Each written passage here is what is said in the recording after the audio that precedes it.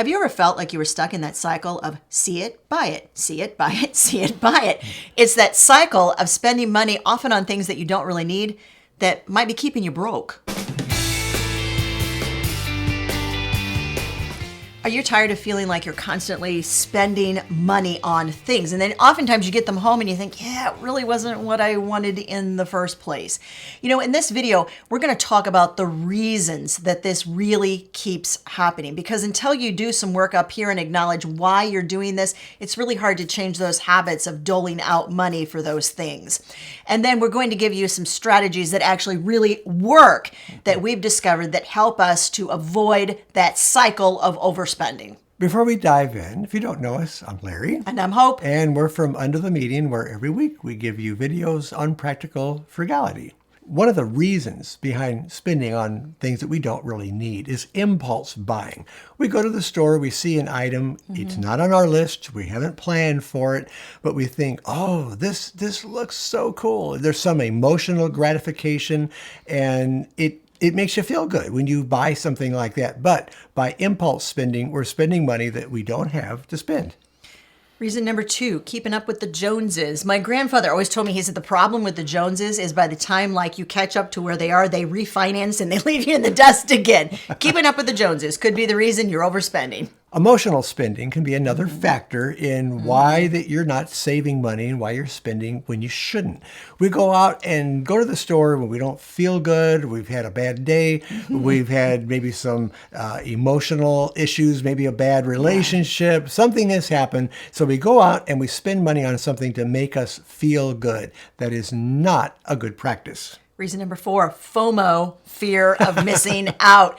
Gosh, everybody else has this. I think I really should get it because otherwise I'm going to be not in the in crowd and I'm going to miss out on all the fun.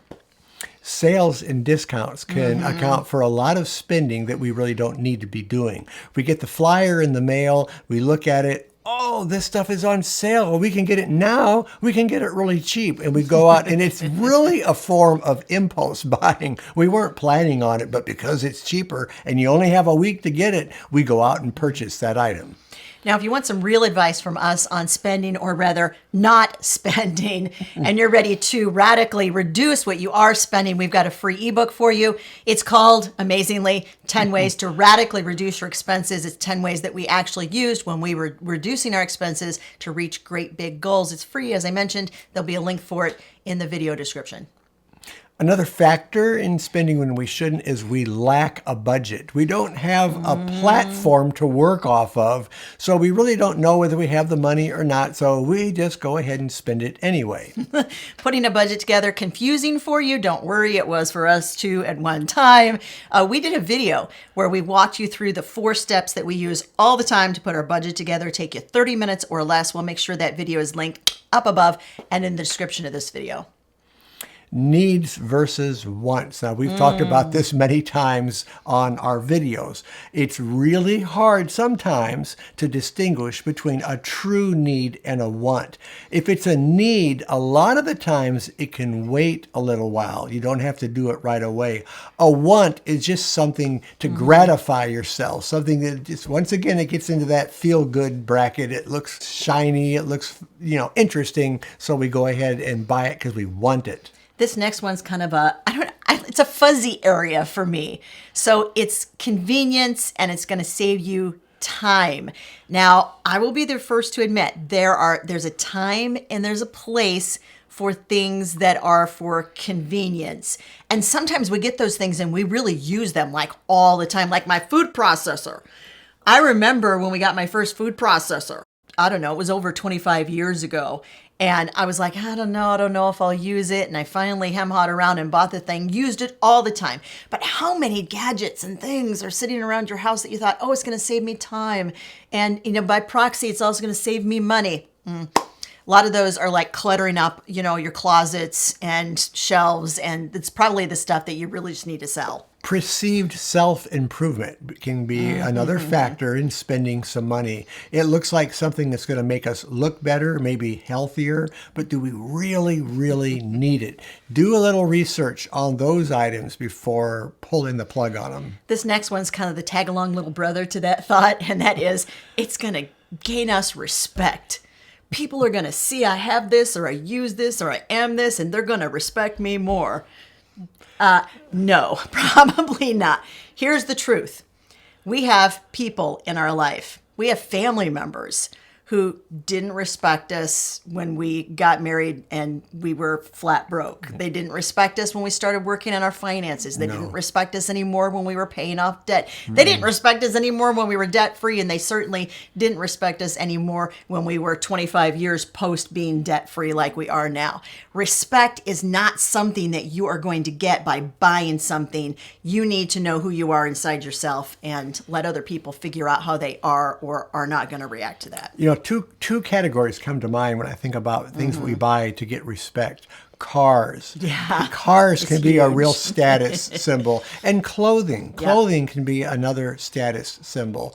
And it's okay to have nice clothes and have a nice car. But, you know, buy them because you need them. It fits your needs. It fits your lifestyle. And not because you are trying to earn respect from other people. Before we hop into some really practical strategies to break that see it, buy it cycle, we want to remind you that this is a two-way conversation, and we would love, love, love to hear from you in the comments section about your thoughts on why people overspend and also ways that they can stop the overspending cycle. And while you're at it, do us a favor. Will you just hit that like button for this video? It really does help us with the YouTube algorithm. If you want to curb your spending, let's go to some of the solutions now. We have some ways that we've implemented into our lives, our budget, and our habits that are helping us to curb this kind of spending. He mentioned the number one point when he was just talking about that. He said, in your budget, have a written budget that you actually use. We've talked to so many people who are like, do you have a budget? Well, yeah, I have a really good idea of what I spend on stuff.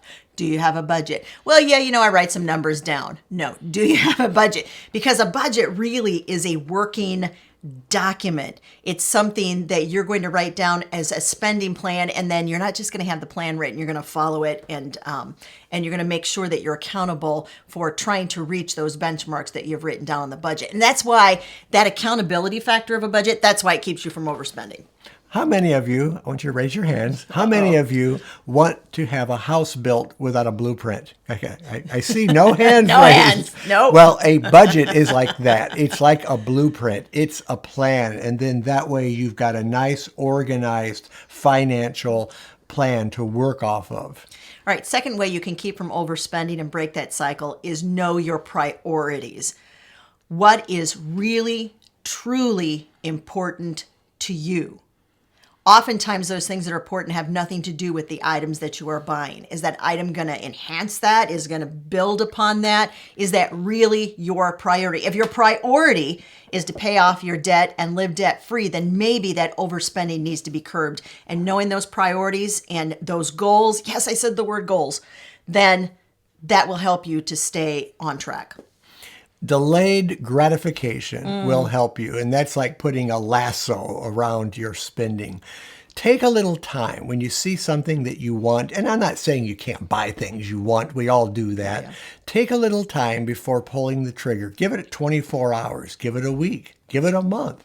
But give it some time. And sometimes during that time, there's a cooling off period when all of a sudden the desire to have that item fades into the sunset and you've moved on in life. Number 4, practice mindful spending. Oftentimes when the spending, the cycle is happening, it's like you're on autopilot. You're just spending because that's what feels natural to you because you do a lot of it. And in a lot of ways, it's something that represents normalcy to you. If I'm not spending money, this day just isn't normal. It's not right. There's something wrong with this day. You need to kind of break out of that cycle of feeling like that act of spending the money is part of what constitutes a normal day in your life. I think this next item is a really good point in helping curb unnecessary spending, and that's shop with a list. I had to learn to do that when Hope would send me to the store with a list. She'd have a list of 7 items, and I would come back with 11. Oh, but I saw this nice package of M&Ms, and it looked so good, and it was on sale. And then she would not be very happy with me. So we had to work on just taking what's on that list and disciplining ourselves and purchasing those items. That's what we plan for. That's what we get. Avoid shopping triggers. Are you the person that can go to your friend's party where they are selling some sort of jewelry or Tupperware? Do people still have Tupperware parties? It was so big a long time ago. Well, you get the idea. So that's where people invite you to your home and they're going to tell you about a product. Are you that person that can go and enjoy their company and maybe you learn a little about the product and then walk away not having bought the product and feel okay about it? And know you're going to be okay with your friend.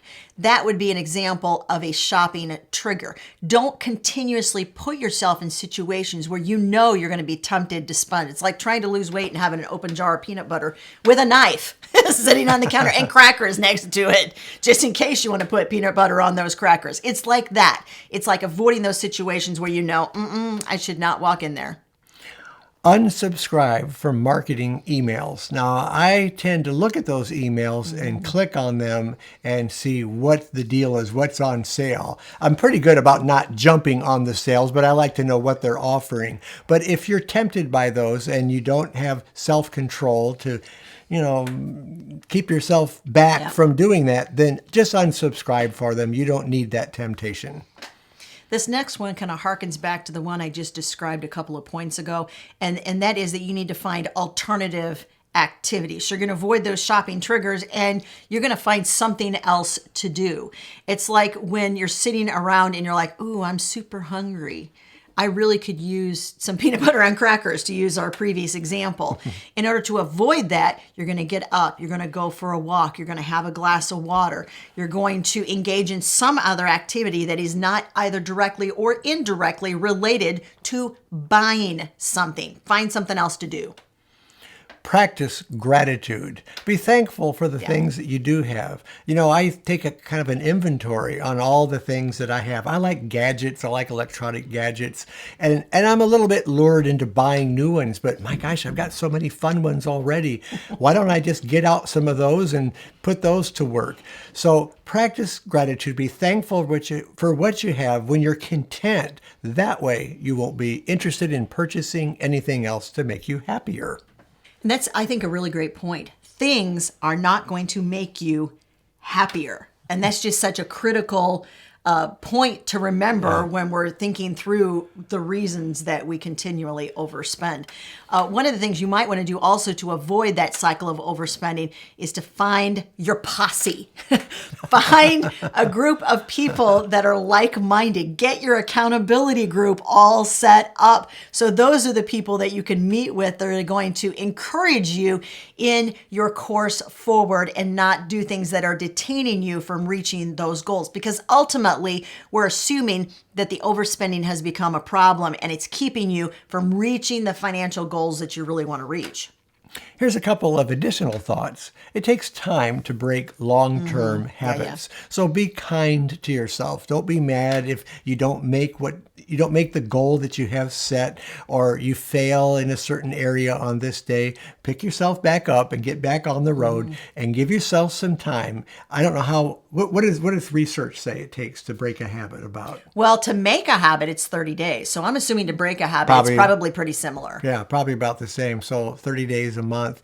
The idea is let it take time, let it kind of evolve over a period of time. So don't think that you're going to just be able to pull a lever and make this change all at once. It doesn't happen that quickly. We also want to remember to believe in ourselves. You have to believe that you can do it. And that's the same with like any goal in life, finances included in that. Yeah. You need to know in your heart that you can do this. When something happens and a temptation is in front of you, you need to be able to put up a wall and say, nope, I am not going to spend that money. I am going to save money. I am going to reach this financial goal. And sometimes you just have to have what we call the eye of the tiger. And you have to know, nope, nothing is going to stand between me and that goal. There's nothing like a good old healthy dose of self-discipline. Some of the things we're talking about might be making you slightly uncomfortable. And, a lot of facts about the way that we handle and spend money, it tends to make us uncomfortable as well. In fact, we had to face some really hard truths about frugality and the role it played in our life and what we believed about being frugal. And we faced those when he retired at the end of 2022. And we did a video on it where we talked about 40 hard truths we really, really recently had to face about frugality. If you're interested in finding out about that conversation we had, the video is right over there.